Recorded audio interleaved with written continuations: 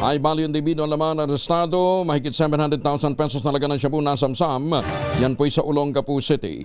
Detalye ng balita mula kay Danny Kumilang, RH37. Danny, good morning.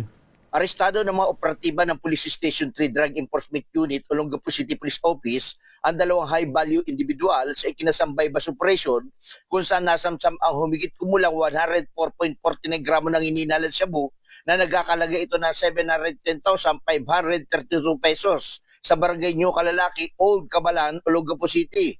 Na-recover sa operasyon ang 7 sachet ng hininalang shabu, mark money at isang Honda Click motorcycle na ginamit service ng mga sospek.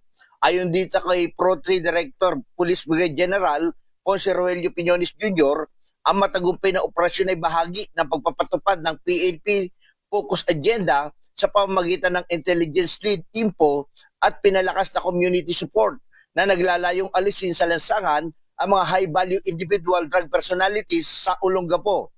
Nananatili namang matatag ang Pro 3 at Olongapo City Police Office sa paghahatid ng serbisyong mabilis, tapat na nararamdaman ng Acting Chief PNP, Police Lieutenant General Jose Melecio Nartates Jr.